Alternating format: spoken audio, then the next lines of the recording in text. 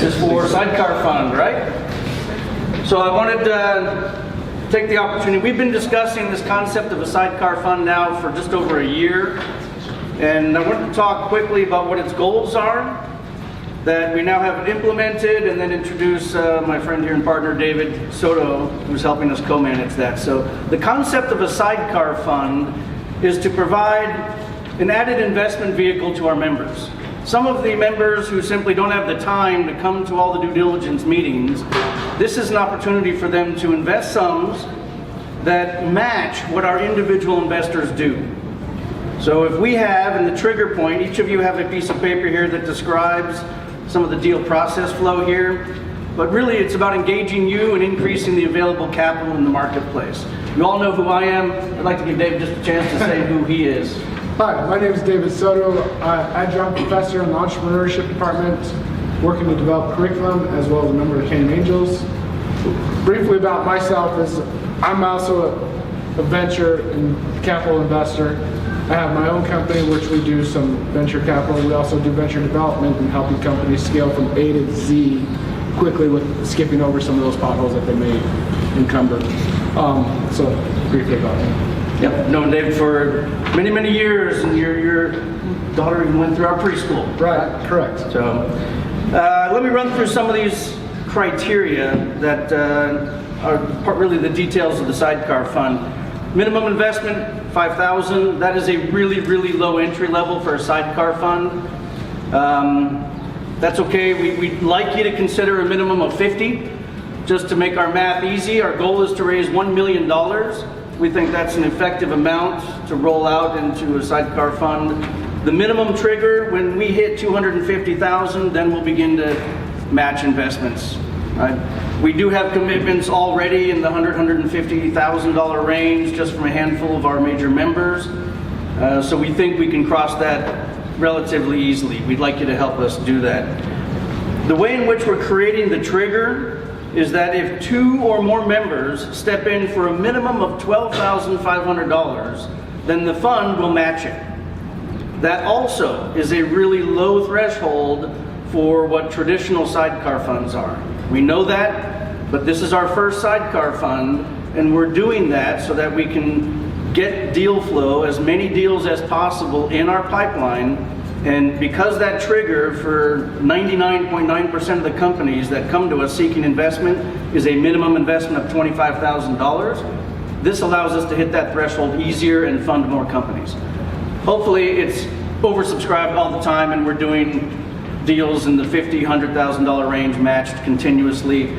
The objective is to give the sidecar fund roughly 20 deals. That is an effective diversified portfolio, and we think that we can achieve that over the period of about 3 to 5 years, depending on what our deal flow is going to look like.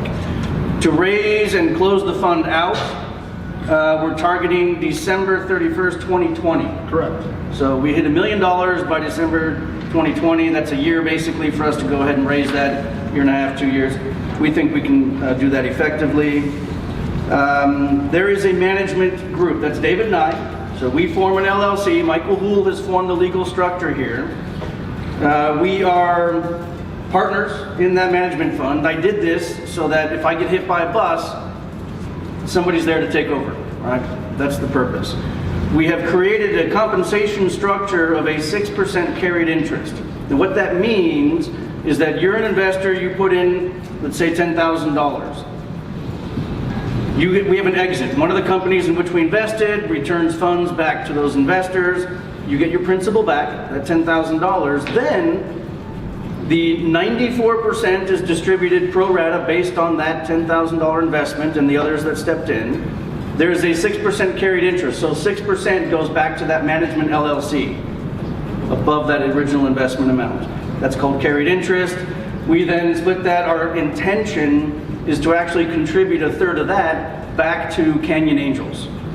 What we hope to achieve is that Canyon Angels, as its own nonprofit entity, has money to sustain itself, to pay the students, because believe it or not, some of these guys actually do get paid. They're student workers, they get compensated, their time is valuable.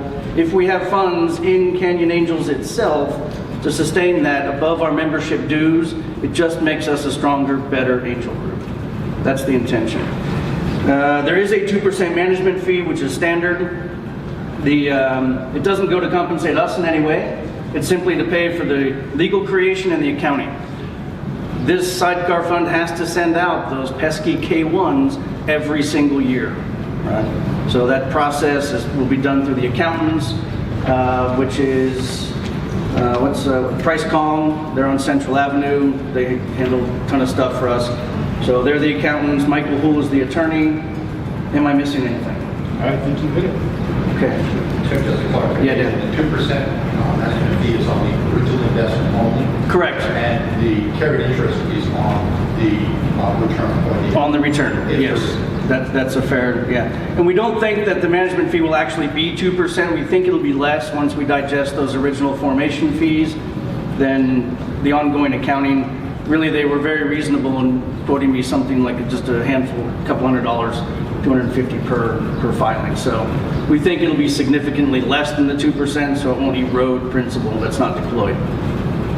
Yeah, right. So just to be clear on that, it's up to 2%? Up to 2%. It's actual chargebacks? It's actual chargeback. What do you think the legal is going to be on that on a yearly basis? Michael said he would work with us. He's an expensive guy. He's not here, so I can throw him under the bus. I don't see it being more than $15,000 in creation costs. You two are overseeing the expenditure of that up to 2%? Correct. Correct. Yeah. So you're going to be writing Mr. Poole for us? That's right. Yep. He's done multiple sidecar funds. No, and it's not denigrating in any way, but you said it correctly, it's pretty expensive. Yeah. Yeah. We should be okay though. Any other questions? Well, please help us build the sidecar fund. It makes the community stronger. It makes Canyon Angel stronger as well. Right, we're both here, be here through today, and on the flyers has both of our numbers, emails. Yep. If you have any questions, feel free to get a hold of us.